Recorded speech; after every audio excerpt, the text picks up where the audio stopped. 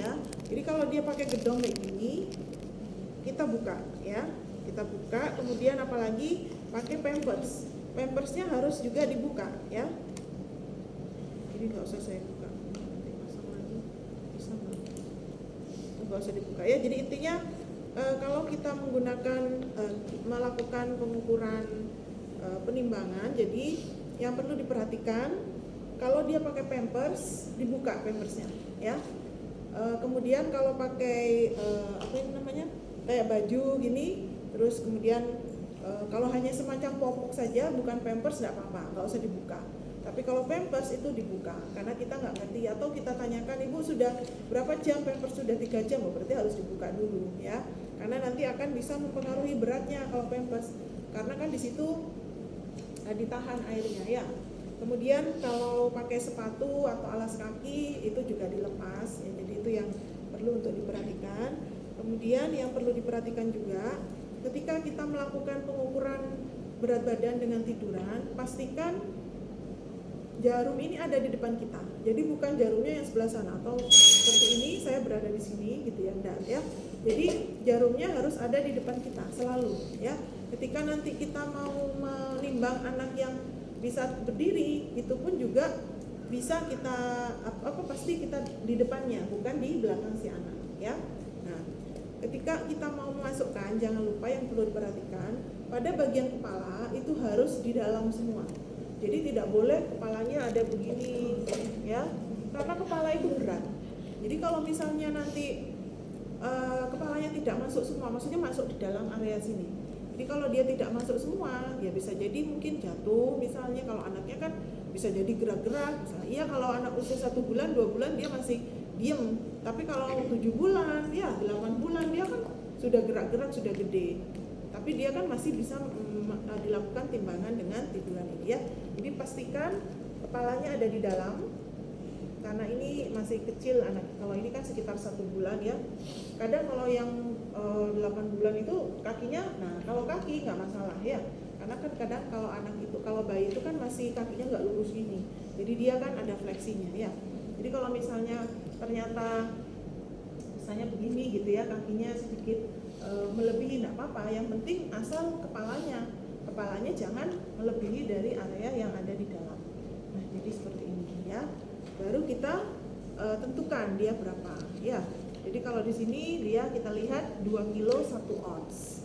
Jadi kalau misalnya tadi pakai ini, dilihat misalnya kalau mau pakai pakai gedong, dilihat dulu gedongnya ini berapa, maksudnya berapa beratnya gitu ya. Jadi itu yang perlu untuk diperhatikan ya. Jadi sudah bisa menentukan semua ya, ini berapa kilonya. Jadi jangan salah yang ada biru sama ini perhatikan ya.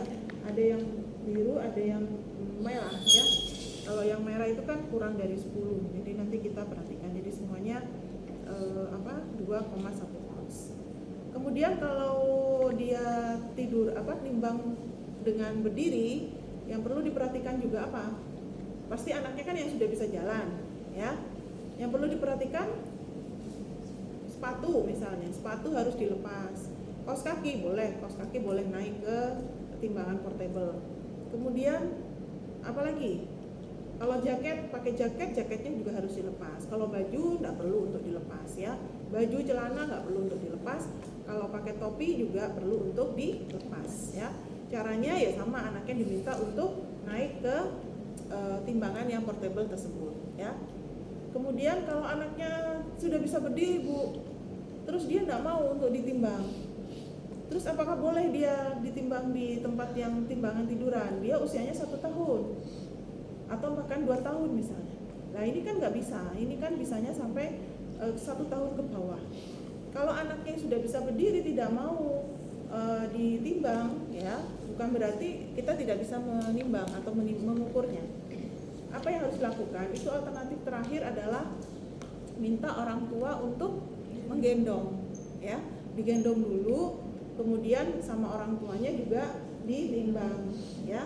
Kemudian setelah itu diturunkan anaknya, orang tuanya timbang lagi, baru dikurangi. Itu salah satu alternatif terakhir. Ya jadi bukan berarti anaknya nggak mau lari ke sana kemari, nggak usah Bu ditimbang Bu, nggak bisa. Kalau memang, karena kan mengukur berat badan, tinggi badan itu adalah ketika dia datang ke tempat pelayanan kesehatan pasti itu harus diukur, karena anak-anak itu sedang tumbuh dan berkembang, pastinya dia harus diukur atau ditimbang atau dilihat cek perkembangannya ya. Jadi itu yang perlu untuk diperhatikan. Jenis untuk timbangan pun juga ada. Kalau di rumah sakit ada meja pengukur. Meja pengukur itu sudah ya untuk melakukan pengukuran panjang badan. Ini kebetulan kan dia nggak pakai baju, sebenarnya nggak apa-apa ketika dia mau kita ukur panjang badannya menggunakan baju nggak apa-apa ya. Jadi pada bagian kepala kita letakkan pada sisi yang tidak bisa digerakkan. Jadi kalau kita pakai ini kan nggak bisa digerakkan. Jadi kita bisa bisa meletakkan kepala pada sisi yang tidak bisa digerakkan. Begitu juga kalau menggunakan meja pengukur. Ya, jadi kita menggunakan pada bagian yang tidak bisa digerakkan itu pada bagian kepala.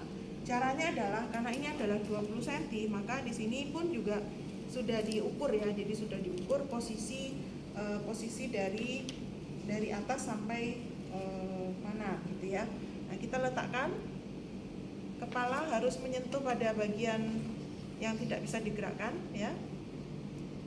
Kemudian kita lakukan pengukuran berapa panjang dari anak tersebut ya. Nah, jadi ini kita bisa mengukur. Nah, cara menempelkan ini kan yang harus ditempelkan sampai batas pada tumit, bukan pada jari-jari. Kalau misalnya gini, bukan pada jari ini, tapi nah kita harus coba luruskan tumitnya, kemudian baru, nah ya, berarti berapa ini? 41 lebih ya, 41,5 ya. Jadi bukan misalnya anaknya gini terus, oh ini sudah, bukan 42,5 ya. Jadi kita setiap kali mengukur itu kita menggunakan tumit. Jadi menggunakan tumit. Jadi tumitnya itu didekatkan pada batas pengukurnya ya. Ini untuk tumitnya sampai ke tumit. Kita cari garis lurus. Untuk mengukur garis lurus berarti kita cari pada bagian belakang sampai ke tumit ya.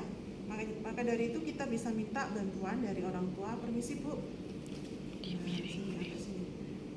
minta tolong dipegang ya, saya akan mengukur panjang badan dari putranya. Ibu bisa pegang sebelah sini, kemudian ibu juga bisa pegang sebelah sini ya. Ini diluruskan. Kemudian kita lakukan pengukuran dari bagian atas, ini bagian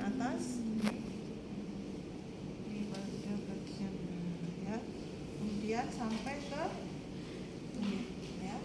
Ini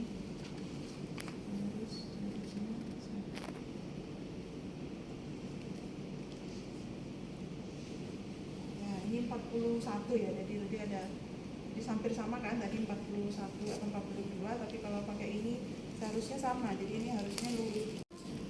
Arahkan si anak tersebut ya untuk bisa kita lakukan pengukuran panjang badan.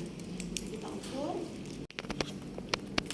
dari dahi, kemudian dari atas alis, jadi atas alisnya, karena ini alisnya di sini ya.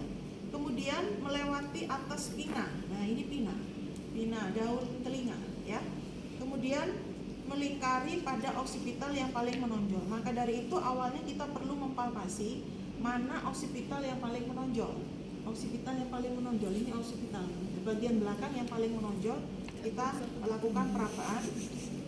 Oh ini yang paling menonjol. Jadi kan ada belakang itu yang pepes ya, tapi ada yang menonjol. Nah ini berarti saya harus melewati pada oksipital ya. Jadi dari dahi melewati atas pina, kemudian melingkari oksipital yang paling menonjol, kemudian di atas pina lagi, di atas alis, kemudian ketemu. Nah ini berarti dia lingkar kepalanya adalah 30 cm ya. Jadi ketemunya di sini ya, lingkar kepalanya 30 cm. Kemudian melewati kedua puncak puting ya. Jadi dari atas, kemudian di atas puncak puting ya, kemudian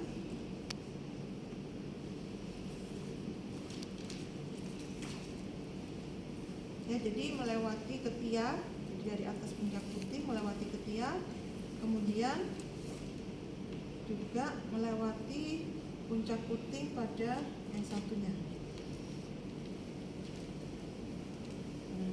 Ya. Baru kita letakkan, berarti ini 25 cm. Nah, nggak apa-apa karena kan dia sebenarnya tidak banyak beraktivitas, berarti kita samakan seperti standarnya bahwa yang tidak dominan itu adalah yang sebelah kiri. Jadi setiap kita melakukan pengukuran lingkar lengan, kita lakukan di lengan sebelah kiri. Bisa kita lakukan dengan tiduran, bisa juga minta ibunya untuk menggendong ya. Jadi untuk cara pengukurannya adalah mulai dari akromeon di sini, akromeon ini ya, dari puncak yang ada tulangnya ini, kemudian sampai pada olecranon ini. Ya, caranya kita lakukan pengukuran dari akromeon ke olecranon. Ya, jadi ini ya 26. Kemudian kita cari dari akromeon ke olecranon itu pertengahannya berapa kalau 26? 13. Ya. Berarti dari akromeon kita ukur 13 dulu. Ini, nah berarti bagian sinilah yang akan kita lakukan pengukuran lingkar lengan, ya. Jadi ada aturannya, jadi nggak semaunya kita mau di sini atau mau di atas, tidak. Ya, jadi pertengahan antara akromeon dan olecranon. Misalnya 13 kita, nah berarti di sini kita baru lingkarkan berapa ukuran dari lingkar lengan. Jadi ini ada 26. Ya.